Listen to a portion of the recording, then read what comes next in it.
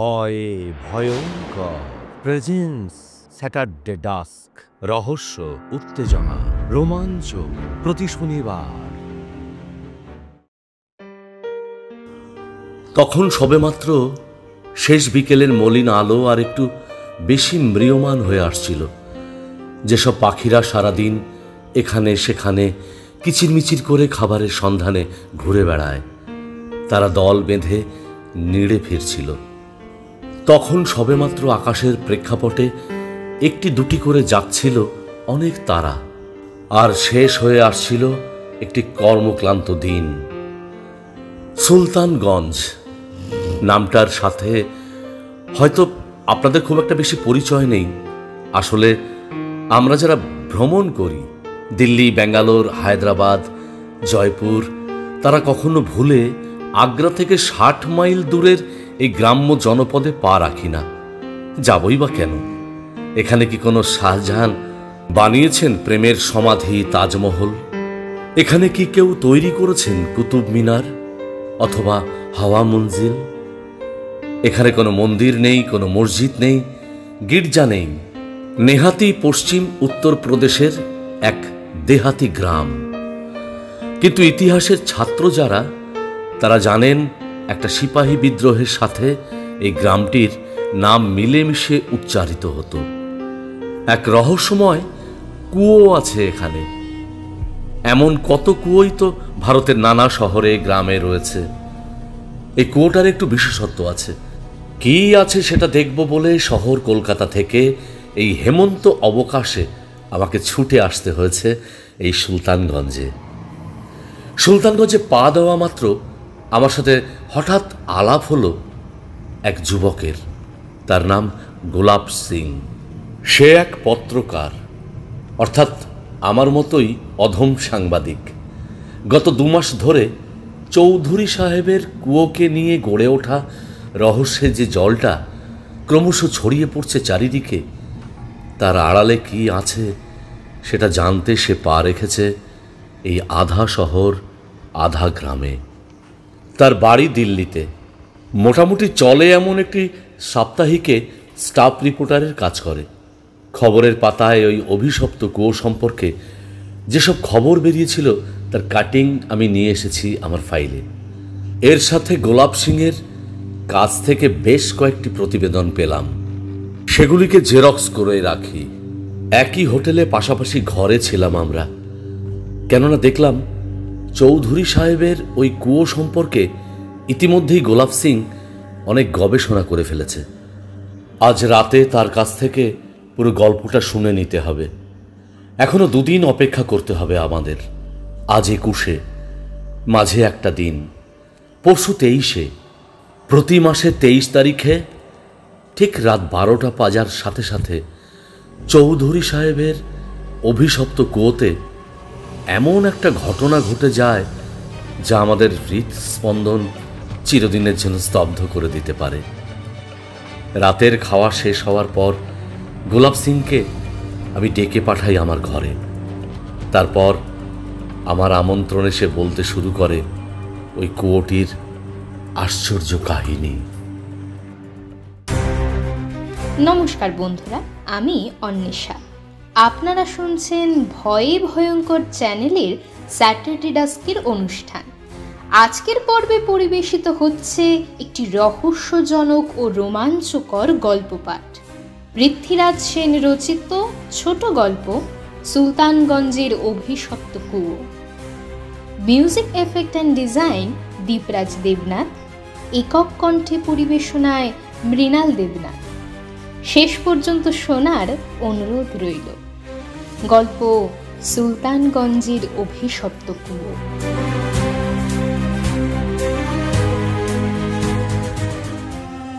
আজ থেকে ২০০ বছরেরও বেশি আগে সুলতানগঞ্জে সিপাহী বিদ্রোহের দাউ দাউ আগুন ছড়িয়ে পড়েছিল।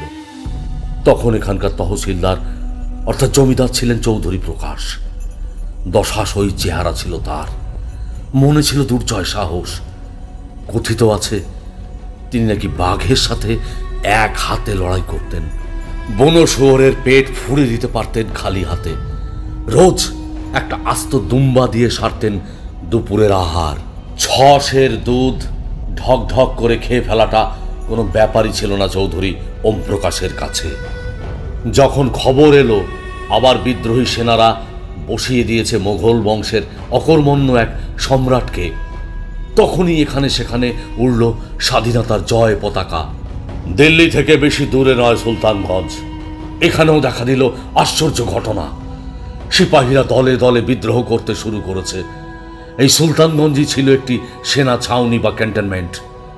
সেখানকার সেনাবাহিনীর প্রধান ক্যাপ্টেন জনসনকে গুলি করে মারা হলো সকলের চোখের সামনে। কদিন ধরে সমস্ত শহর জুড়ে সিপাহীদের সে কি উল্লাস! যে কয়েক ঘর ইউরোপীয় ছিল তারা ভয়ে ঠক ঠক করে কাঁপছে তাদের ঘরের আগল বন্ধ করে। ঠিক এমনই এক মুহূর্তে রঙ্গমঞ্চে এসে দাঁড়ালেন চৌধুরী ওম প্রকাশ। মনে প্রাণে ছিলেন তিনি ব্রিটিশের সহযোগী। সামান্য উৎকোচের লোভে শুরু হলো তার বিশ্বাসঘাতকতা। তখন ব্রিটিশ সরকার বিদ্রোহী সেনাদের অনেকখানি সাহেস্তা করে ফেলেছে। এখানে সেখানে একে একে আত্মসমর্পণ করেছে সিপাহী বিদ্রোহের নেতারা। বলা যেতে পারে একেবারে ঘুরে গেছে পাশার চাল। সুলতানগঞ্জে যে কয়েক ঘর ইউরোপিয়ান ছিল তারা সকলেই চৌধুরী ওম প্রকাশের হাভেলিতে নিরাপদ আশ্রয়ে চলে গেল। শুধু তাই নয়, চৌধুরী ওম প্রকাশের পুষা লেঠেলের দল এবার ঝাঁপিয়ে পড়ল সিপাহীদের ওপর। দুপক্ষের মধ্যে শুরু হলো দারুণ লড়াই। শয়ে শয়ে সিপাহীদের মাথা ফাটল, অনেকে আরো বেশি আহত হলো, অনেকে বেদমভাবে মারা হলো চাবুক দিয়ে। ইতিমধ্যে দিল্লি থেকে সুলতানগঞ্জে পৌঁছে গেছে ঘোড়া সৈন্যের দল। তারা ঘোড়ার পিঠে চড়ে সমস্ত শহর জুড়ে দাপিয়ে বেড়ালো। চোখের সামনে যাকে পায় তাকেই ধরে নিয়ে প্রচণ্ড প্রহার করছে। সে এক নিদারুণ অরাজক অবস্থা। হঠাৎ একদিন মধ্যরাতে আকাশের বাতাসের বুক চিরে ছড়িয়ে পড়ল সেই আশ্চর্য দুঃসংবাদ। চৌধুরী ওম প্রকাশ নাকি তার শোবার ঘরে সিলিংয়ের সাথে ফাঁস লাগিয়ে ঝুলছেন। তার প্রাণহীন শরীর দেখলে শিউরে উঠতে হয় ভয়ে। চোখ দুটো ঠিকরে বেরিয়ে পড়েছে, জিভ ঝুলে গেছে, পরনে রাতের পোশাক।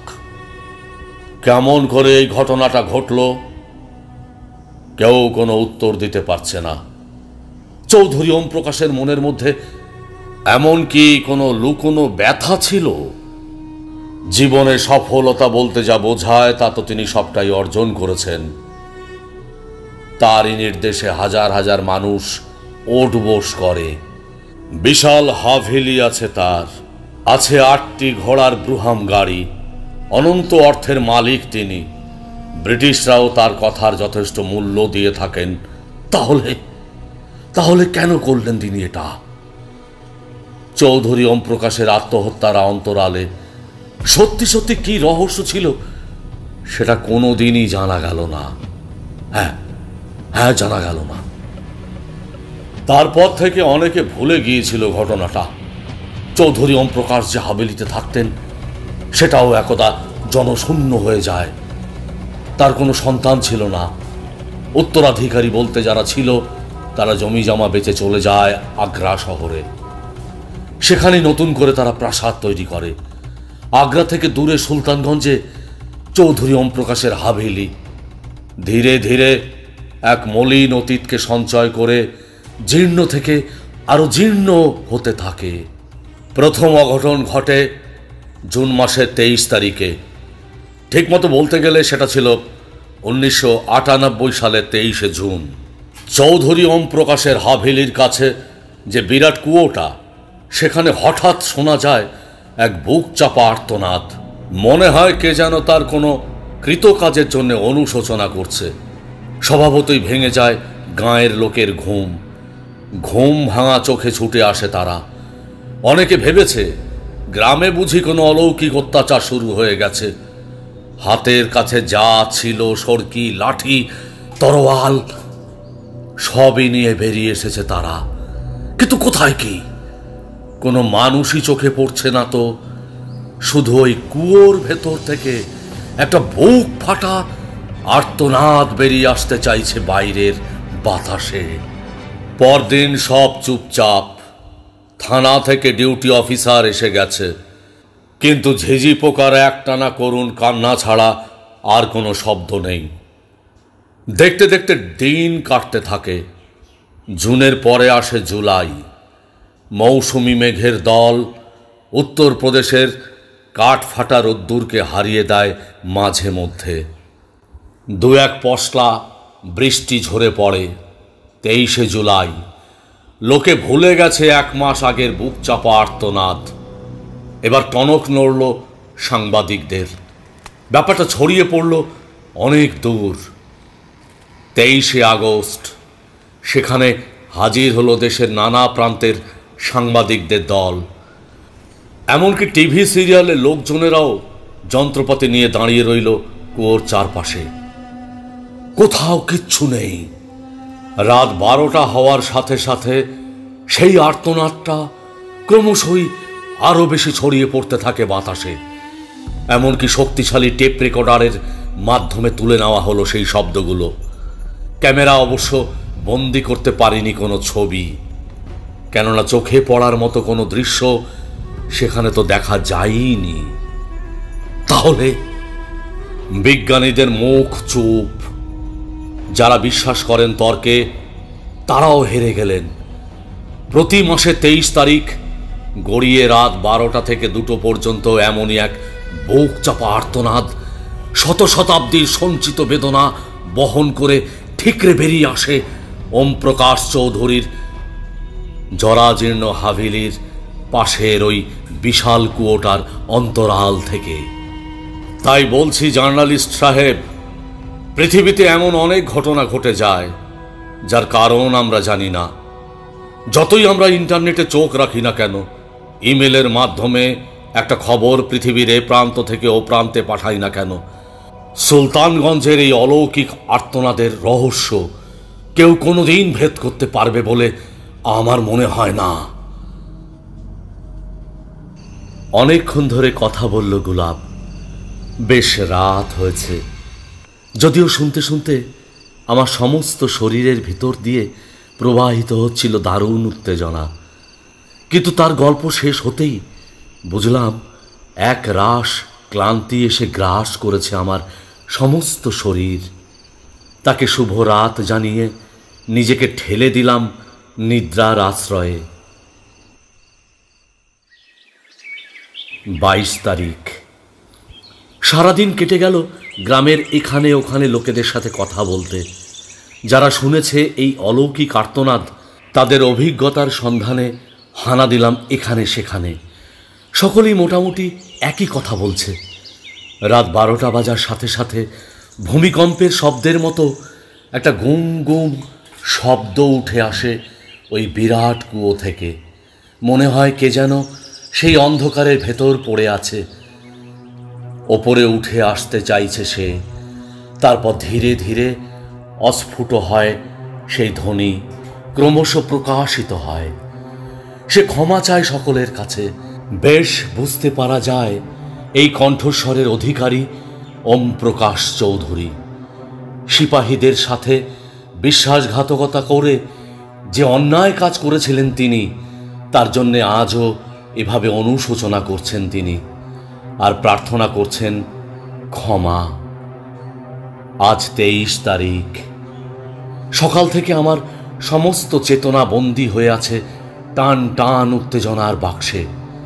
কখন রাত 12টা এসে দাঁড়াবে আর একটু গভীর হবে ঘুম, কখন বাতাসের বুকে ফিসফিসানি আর্তনাদে ভেসে আসবে এক অভিশপ্ত মানুষের শেষ জবানবন্দি, তারই প্রতীক্ষাতে আমার হৃৎপিণ্ডের লাবডুব লাবডুব শব্দ আরও বেশি দ্রুত হতে থাকে। 11:50। যথারীতি দাঁড়িয়ে আছি ওই কুয়োর পাশে। আমার কাছেই গোলাপ। আমার পাশে রয়েছে শক্তিশালী টেপ রেকর্ডার। চোখে না দেখলে কি হবে, কানে তো শুনবো। রাত 12টা বাজার সাথে সাথে সেই আশ্চর্য গুম গুম শব্দ ঠিক ঠিক যেমন ভাবে কেঁপে ওঠে পৃথিবী। মাটির নিচে যেসব অন্যায় অবিচার হাজার হাজার বছর ধরে ঘুমিয়ে আছে, প্রবল অগ্নুৎপাতের মাধ্যমে তারা বিস্ফারিত হতে চায়, তেমনই এক মানুষ তার মাথার উপরে কলঙ্কের বোঝা নিয়ে আর বেশি দিন সময় কাটাতে চাইছে না। অনেক কিছু বলার আছে তার, অনাগত পৃথিবীর কাছে, মানুষের কাছে সে শুনিয়ে যাবে তার পাপের ইতিবৃত্ত। যেই 12টা বাজল, সহসা সহসা একরাশ কালো মেঘ এসে ঢেকে দিল চাঁদের উজ্জ্বল মুখখানি। ডেকে উঠল রাত পাখি, তার কর্কশ আর্তনাদ খান খান করে ভেঙে দিল রাতের নীরবতা। আমায় ক্ষমা করুন হে বিদেহী আত্মার দল, আমি আপনাদের ওপর অনেক অত্যাচার করেছি। আমি সামান্য টাকার লোভে হাত মিলিয়েছি ব্রিটিশদের সাথে। আমার লেঠেলরা লাঠির আঘাতে ভেঙে দিয়েছে আপনাদের কত স্বপ্ন। আমার হাতের শঙ্কর মাছের চাবুক বাতাসের বুকে ঝলসে উঠেছে বারবার। আমারই নির্দেশে গুম ঘরে মরে পৌঁছে গেছে কত শরীর। কত ছোট্ট ছেলের চোখের সামনে আমি কেড়ে নিয়েছি তার তরুণ পিতাকে। কত রমণীকে করেছি সন্তান হারা, কত প্রেয়সীর সিঁদুর মুছে দিয়েছি চিরতরে। আমি জানি, আমি ওম প্রকাশ, চৌধুরী ওম প্রকাশ।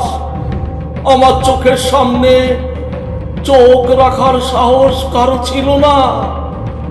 আমার উদ্ধত তরবারির সামনে মাথা উঁচু করে দাঁড়াতে পারে এমন মানুষ পৃথিবীতে দুর্লভ। তবুও ঈশ্বরের দরবারে আমার সমস্ত কৃতকর্মের বিচার হবে।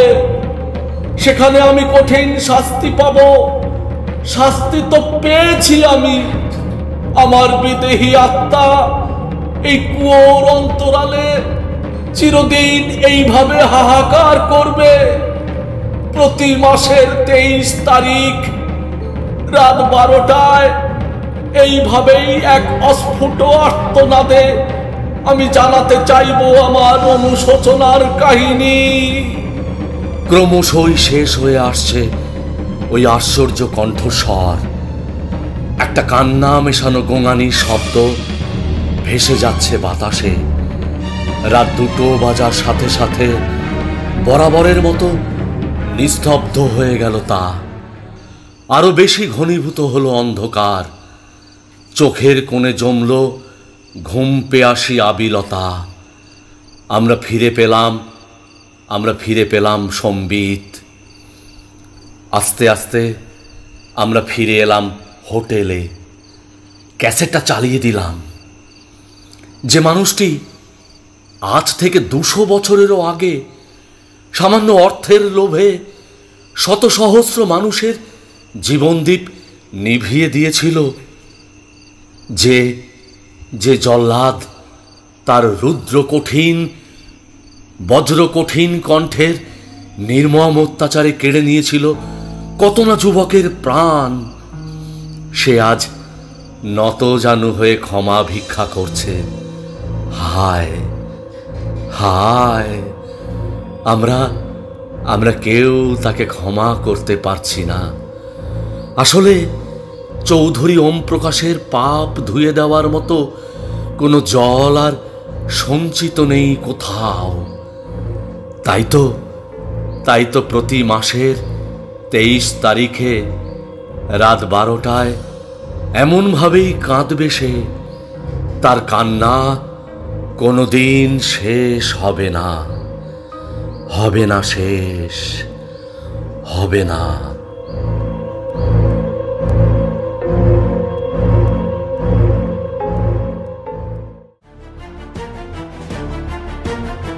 কেমন লাগলো কমেন্ট করে জানাবেন। আপনাদের মতামত আমাদের কাছে অত্যন্ত গুরুত্বপূর্ণ। ভালো লাগলে চ্যানেলটিকে সাবস্ক্রাইব করে অল নোটিফিকেশনস অন করে পাশে থাকবেন। আসছি আগামী পর্বে নতুন কিছু নিয়ে। ভালো থাকবেন। ধন্যবাদ।